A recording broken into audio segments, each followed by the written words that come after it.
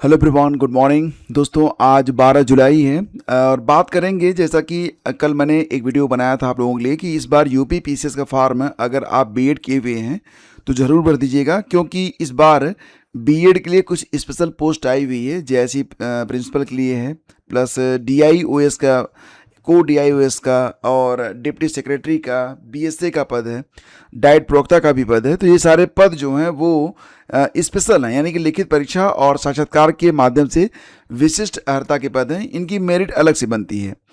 तो इनके फॉर्म के बारे में बात करेंगे, एलिजिबिलिटी के बारे में बात करेंगे और एग्ज़ाम पैटर्न के बारे में बात करेंगे।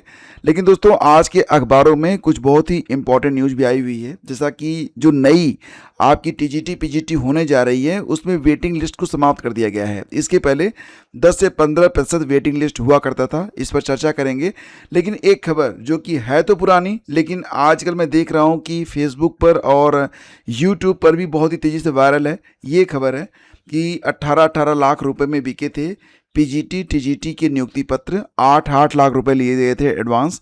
तो दोस्तों, ये जो मामला है ना, ये परीक्षा में हुई कोई त्रुटि नहीं है। एग्जैक्टली ये मामला ये है कि यहाँ पर कुछ ऐसे भी लोग हैं जो कि यूपी टीजीटी पीजीटी 2021 की परीक्षा में शामिल हुए थे, परीक्षा में तो फेल हो गए थे। उसके बाद कुछ मतलब इसमें से ऐसे एस्पिरेंट थे जो कि फेल तो थे, लेकिन इनको मिल गया कोई एक जालसाज और इनसे ये कहा कि अगर आप 18-18 लाख रुपए दें पर कैंडिडेट तो फिर मैं आपको टीजीटी पीजीटी के तौर पर नियुक्त भी करवा सकता हूँ। और ये लोग झांसे में आ गए और इन्होंने पैसा भी दिया, लेकिन अंततः होता वही है ना, पकड़े तो जाएंगे, बचेंगे तो है नहीं। ठीक है, तो ये जो खबर है 2024 की है, लेकिन ये क्लियर करना ज़रूरी है क्योंकि बहुत ही तेज़ी से लोग इस पर वीडियो बना रहे हैं। फेसबुक पर भी वायरल खबर है और उसको कुछ लोग नए मान रहे हैं। तो नई खबर नहीं है, ये 2024 की न्यूज़ है। और इसमें मामला ये था कि शिक्षक भर्ती की परीक्षा में 2021 में जो टीजीटी पीजीटी की भर्ती हुई थी, जो परीक्षा हुई थी, तो परीक्षा में फेल होने वाले सरकारी नौकरी दिलाने का झांसा देकर गिरोह के सरगना ने 1.5 करोड़ रुपए, मतलब आप समझ रहे हैं ना, 18-18 × 10, तो ये तो हो गया 1,80,00,000, तो लगभग 1.5 करोड़ रुपए की ठगी की है। और इसमें जो नियुक्ति पत्र खरीदने वाले हैं, तो प्रयागराज से, मिर्ज़ापुर से, मेरठ के 2-2 और सीतापुर, वाराणसी, मुजफ्फरनगर के भी 1-1 अभ्यर्थी शामिल हैं। तो खबर क्या है? खबर दोस्तों ये 2024 की है, ठीक है। और खबर ये है कि शिक्षक की नौकरी पाने के लिए पीजीटी और टीजीटी परीक्षा 2021 में फेल होने वाले 9 अभ्यर्थियों ने, ये फेल तो हो चुके थे लेकिन फिर भी इन्होंने 18-18 लाख रुपए में अपना अपॉइंटमेंट लेटर खरीद लिया था। इन अभ्यर्थियों से भर्ती माफिया ने 8-8 लाख रुपए एडवांस लिए थे। बाकी के 10-10 लाख रुपए के ये जो मतलब था वो बाद में लेता, जब आपको नियुक्ति मिल जाएगी उसके बाद। तो 8-8 लाख रुपए ये लोग दे चुके थे, 10-10 लाख और देने थे। ध्यान दीजिएगा कि सभी के नियुक्ति पत्र फर्जी थे। इनके खिलाफ 29 अप्रैल 2024 को कानपुर की कर्नलगंज थाने में मुकदमा भी दर्ज है। तो शिक्षक भर्ती की परीक्षा में फेल होने वालों को सरकारी नौकरी दिलाने का झांसा देकर गिरोह के सरगना ने 1.5 करोड़ रुपए से अधिक की ठगी की है। और प्रतीक्षा सूची से चयन के समय उसने नियुक्ति पत्र जारी किया था, मतलब जब वेटिंग लिस्ट के लिए। अच्छा, एक बात और बताएं आपको कि वेटिंग लिस्ट अब जारी नहीं होगी, और पहले जारी होती थी। तो जब वेटिंग लिस्ट वालों की नियुक्ति के बारे में जब ये था कि नियुक्ति पत्र जारी हो रहे थे, उसी समय ये नियुक्ति पत्र भी जारी हो गया फर्जी वाला, ताकि किसी को शक ना हो। माध्यमिक शिक्षा निदेशालय में जुलाई से सितंबर तक पीजीटी टीजीटी 2021 की प्रतीक्षा सूची से रिक्त पदों के सापेक्ष चयन हुआ था, और उसी दौरान भर्ती माफिया ने नियुक्ति पत्र कानपुर भेजा। दिसंबर से वहां पर नियुक्ति दी जाने लगी, 2 महिलाएं नियुक्त भी हो गईं और पढ़ाने भी लगीं। ये देखो कमाल की बात। और अप्रैल में चयन बोर्ड से प्रमाण पत्रों का सत्यापन शुरू हुआ, तो फर्जीवाड़ा जो है वो पकड़ा गया। पकड़ा तो जाएगा ही, पहले तो अपॉइंटमेंट इनको मिलेगा ही मिलेगा।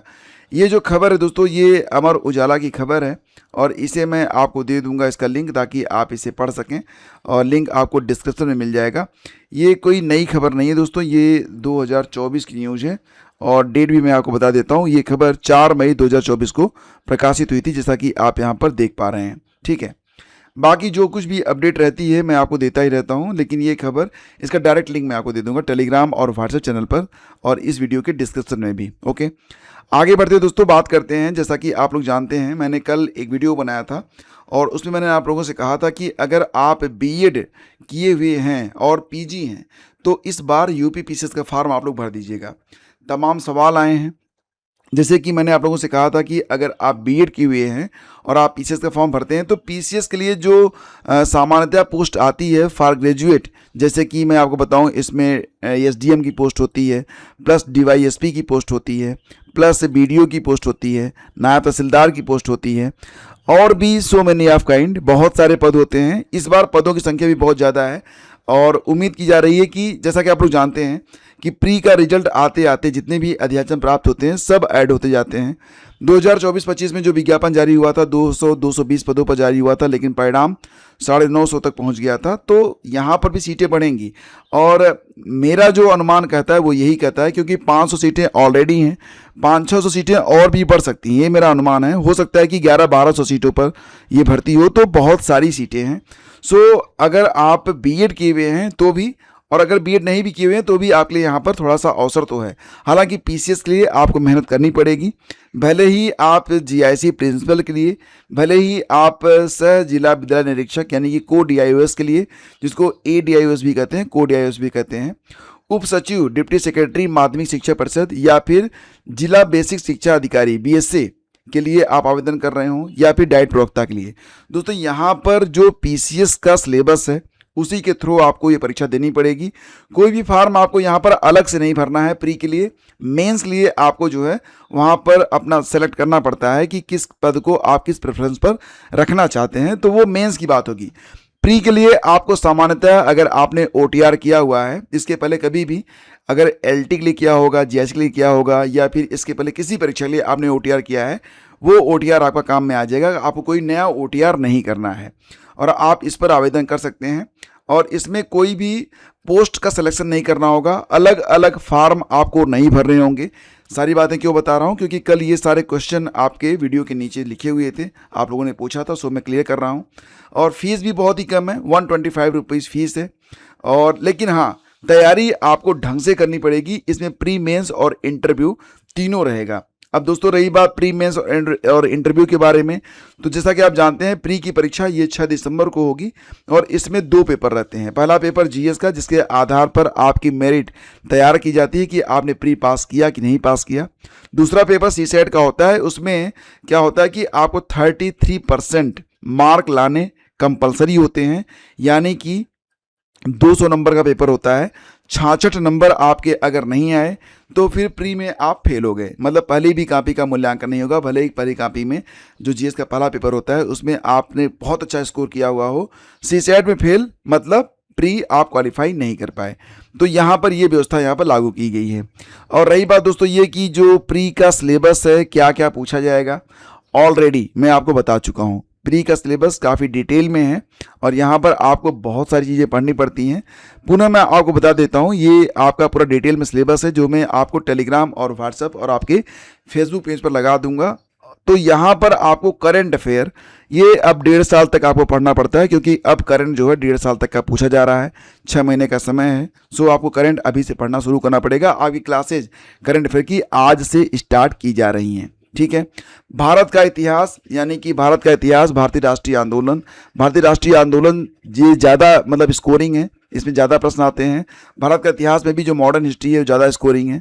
भारत और विश्व का भूगोल, पॉलिटी पढ़नी पड़ेगी, इकोनॉमिक पढ़ना पड़ेगा, यूपी स्पेशल पढ़ना पड़ेगा, सामान्य विज्ञान होगा, और भी तमाम टॉपिक हैं यहाँ पर, भूगोल वगैरह सब कुछ रहता है। तो यहाँ से प्रश्न बनते हैं और सामान्यतया अब जो प्रश्न बन रहे हैं, मैं पेपर देख रहा हूँ, मुझे लगता है कि एआई का इस्तेमाल करके ही पेपर सेटर जो है पेपर सेट कर रहे हैं। सो आपको थोड़ा डीप नॉलेज तो रखना पड़ेगा, पढ़ाई आपको अच्छे से करनी पड़ेगी। आपके लिए पीवाईक्यूज़ की सीरीज स्टार्ट की जा रही है और उसमें कुछ और भी अच्छे अच्छे प्रश्न डाले जाएंगे। तो अब आप इस चैनल को सब्सक्राइब करके अपनी तैयारी को आगे बढ़ा सकते हैं। बाकी जानकारी मैं डेली आपको, एक शाम को वीडियो आएगा और उसमें मैं आपको ये सारी जो भर्तियां आ रही हैं उसके लिए गाइड भी करूंगा और आपकी क्लासेज भी रेगुलर चलती रहेंगी।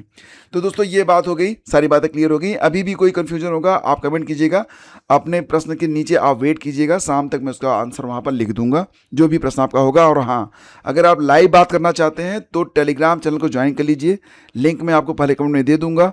इस वीडियो को अपलोड करने के बाद, ये टाइम हो रहा है लगभग 8 बजे का समय है, और लगभग 8:30 के बाद मैं आधे घंटे के लिए टेलीग्राम चैनल पर वॉइस के थ्रू लाइव रहूँगा। वहाँ पर अगर आप जुड़े हैं तो डायरेक्टली मुझसे बातचीत कर सकेंगे, मेरी आपसे बातचीत होगी, आप अपने सवाल करेंगे, मैं लाइव उसका आंसर आपको दे दूंगा।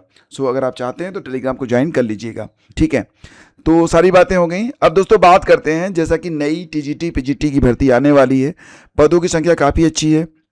इस बार पीजीटी में लगभग 2700 पद हैं, टीजीटी में लगभग 2700 पद हैं, टीजीटी में लगभग 16,000 ज़्यादा पद हैं। तो यहाँ पर दोस्तों बात ये हो रही है कि इसके पहले जो भी टीजीटी पीजीटी की परीक्षा होती थी तो उसमें वेटिंग लिस्ट आता था 10 से 15%, और जो लोग अंतिम रूप से चयनित होते थे, अगर किन्हीं कारणों से ज्वाइन नहीं करते थे तो वेटिंग लिस्ट वालों को उसमें जगह दी जाती थी। लेकिन इसमें समय लगता था, 1 साल से ज़्यादा भर्ती होती थी तो समय लगता था। अब यहाँ पर शिक्षा सेवा चयन आयोग ने ये कहा है, जो नई नियमावली बनाई गई है उसमें वेटिंग लिस्ट को समाप्त कर दिया गया है, यानी कि उतने ही लोग सिलेक्ट होंगे जितने लोगों को अंतिम रूप से नियुक्ति दी जाएगी, और जो लोग चयनित नहीं होंगे, जो लोग अंतिम से चयनित होने के बावजूद भी अपनी ज्वाइनिंग नहीं लेते हैं, वो सीटें कैरी फॉरवर्ड होंगी, वो अगली भर्ती में जाएंगी, कोई भी वेटिंग लिस्ट यहाँ पर नहीं होगी। ये न्यूज़ आज के अखबारों में है, आपके लिए बहुत ही इंपॉर्टेंट भी है, क्योंकि ये मान चलिएगा कि अब अवशेष पैनल जारी नहीं किया जाएगा किसी में भी, ना तो असिस्टेंट प्रोफेसर के लिए, ना ही टीजीटी पीजीटी के लिए, ठीक है।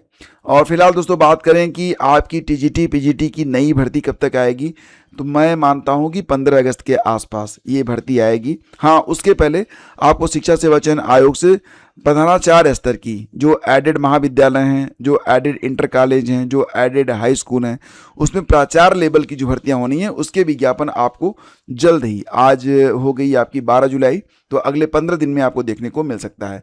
समय तो दोस्तों यूँ लगता है जैसे लगता है कि घोड़े से भी तेज़ दौड़ रहा है। शिक्षक भर्ती के लिए बेरोजगार लामबंद, तो दोस्तों यहाँ पर मांग ये की जा रही है कि प्राइमरी में जो शिक्षक भर्ती आनी है, इसके पहले ऐसा होता भी नहीं था। पहले तो यही होता था ना कि शिक्षक भर्ती आती थी उसमें सभी पदों को जोड़ा जाता था, लेकिन पहली बार ऐसा हो रहा है कि ग्रामीण और शहरी ये 2 प्रकार के पद आ रहे हैं शिक्षक भर्ती में प्राइमरी लेवल के लिए, जिसमें ग्रामीण के लिए अभी कोई वैकेंसी बताई नहीं जा रही है, शहरी के लिए 11,000 से ज़्यादा पदों पर भर्ती करने की बात की जा रही है। तो यहाँ पर अभ्यर्थी ये मांग कर रहे हैं कि भैया पहली की तरह कर दो, काहे जो है ग्रामीण का अलग शहरी का अलग कर रहे हो, एक साथ विज्ञापन जारी करो ताकि पदों की संख्या ठीक ठाक रहे और भर्ती एक साथ हो सके। तो ये बात यहाँ पर कही जा रही है। और इसके लिए जो मतलब जितने भी एस्पिरेंट हैं वो पहले ट्विटर होता था, ट्विटर अब एक्स हो गया है, तो एक्स पर आज रविवार है ना, तो आज सुबह 10 बजे से एक्स पर एक अभियान चलेगा, UPPRT संयुक्त विज्ञापन 2 हैशटैग से अभियान चलाने का निर्णय लिया गया है, ठीक है दोस्तों। आगे बढ़ते हैं और खबर है कि 69,000 शिक्षक भर्ती के आरक्षित श्रेणी के अभ्यर्थी 14 जुलाई को प्रदर्शन करेंगे। और अभ्यर्थियों का ये कहना है कि सुप्रीम कोर्ट से सरकार ने 6 सप्ताह का समय मांगा था, लेकिन अभी तक कोई संशोधित लिस्ट तैयार नहीं हुई है। लगातार आरक्षित श्रेणी के अभ्यर्थियों के हितों की अनदेखी की जा रही है, तो अब 14 जुलाई को इस पर धरना होगा। शैक्षिक सत्र 2026-27 के लिए हुआ अनुमोदन, 15 दिनों में होगा चयन। तो जितने भी परिषदीय स्कूल हैं उसमें 3.5 लाख रसोइयाँ रखे जाएंगे। दोस्तों रखे जा सकते हैं, क्योंकि ये जो मतलब यहाँ पर भर्ती होगी तो यहाँ पर मानक ये है कि 25 छात्र हैं तो 1 रसोइयाँ, 26 से 100 छात्रों पर 2 रसोइयाँ, 101 से 200 छात्रों पर 3 रसोइयाँ, 201 से 300 छात्रों पर 4 रसोइयाँ, इसी प्रकार से एंड सो ऑन। रसोइयों का चयन कौन करेगा? ग्राम पंचायत समिति, वार्ड समिति के सदस्य। और इनको कितना मिलेगा? तो 1,000 रुपये मासिक मानदेय इनको मिलेगा। तो जो लोग इंटरेस्टेड हों अपने ग्राम प्रधान से जाके मिल आएँ, ठीक है। LT सामाजिक विज्ञान के मेंस में 92% उपस्थिति। तो LT ग्रेड की 4 परीक्षाएं कल हुई हैं मेंस के लिए, सामाजिक विज्ञान की, फिजिकल एजुकेशन शारीरिक शिक्षा की, म्यूजिक की यानी कि संगीत की, और एक और परीक्षा हुई है ना हिंदी की। तो यहाँ पर सभी में जो उपस्थिति है बताई जा रही है। एग्जैक्टली सबसे अधिक उपस्थिति जो है सोशल साइंस में रही है, इसमें 92% उपस्थित रहे।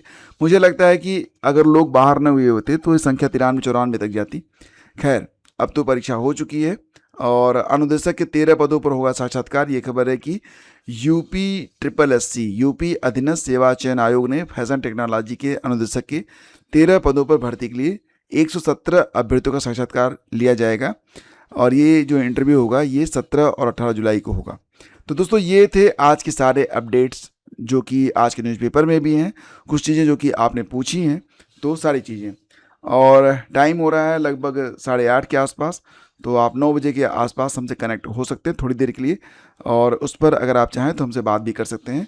टेलीग्राम पर मैं आपसे लाइव बातचीत करने के लिए उपस्थित रहूँगा। धन्यवाद।